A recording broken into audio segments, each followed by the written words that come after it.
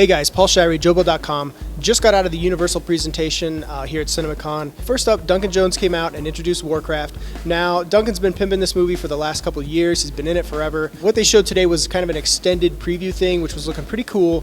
And honestly, I think it's the coolest thing I've seen so far. There were some shots in there that I've kind of been waiting to see. But here today, we got to see like some straight up sword slashes with green orc blood flying at the camera.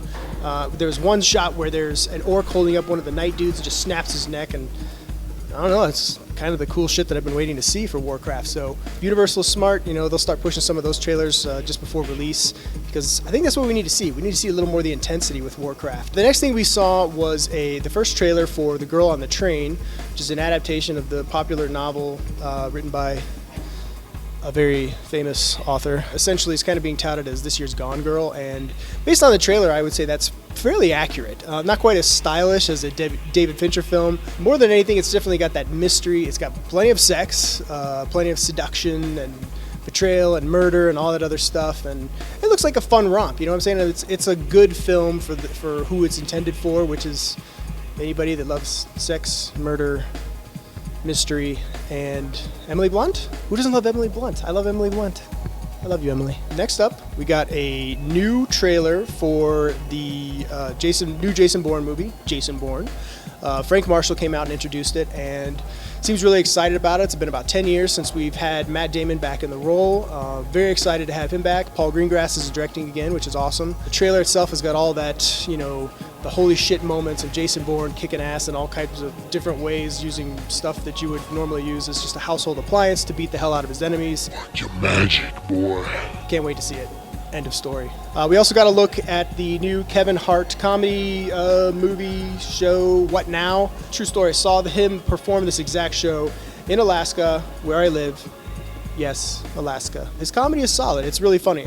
If it's anything like that, I'm sure you guys are in for a good time. If you like, the comedy concert films, then What Now is definitely for you. The second half of Universal's presentation was pretty much all Illumination-based, all animation-based. First up was we're going to be seeing a new Minions short in front of The Life of Pets, which is Mower Minions. If you love the Minions, then you know to get to Life of Pets on time so that you can watch it, and if you hate them, then you might want to show up a little later. The Secret Life of Pets, it's got Louis C.K., it's got Kevin Hart. If you have pets, if you like pets, if you like dogs, cats, fish, birds, whatever, chances are this is going to appeal to you. I mean, it's kind of unfair in that sense. Like, everybody loves animals. Everybody should love animals. So it's kind of hard to resist this one, especially with Louis C.K. as the lead, as the dog. I mean, it's Louis C.K., man. Come on. Despicable Me 3.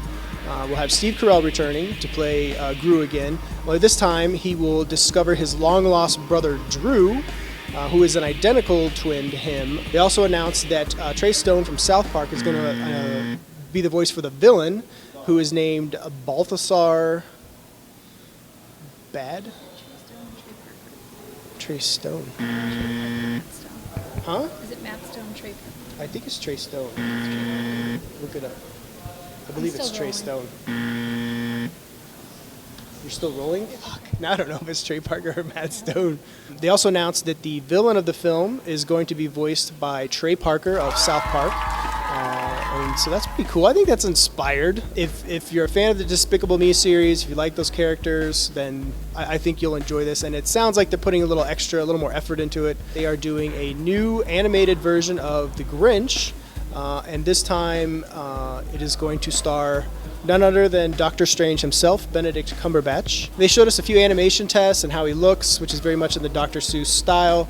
I think that's fun. I think the Cumberbatch casting adds a little extra oomph to the Grinch. The last thing that we saw from Universal tonight was a 20-minute preview of the first 20 minutes of Sing. It looks pretty good. It looks a lot like kind of a musical version of Zootopia. You have Matthew McConaughey. You've got a whole bunch of other stars that are leading the pack. I think it's going to be a fun, good one for take the kids to.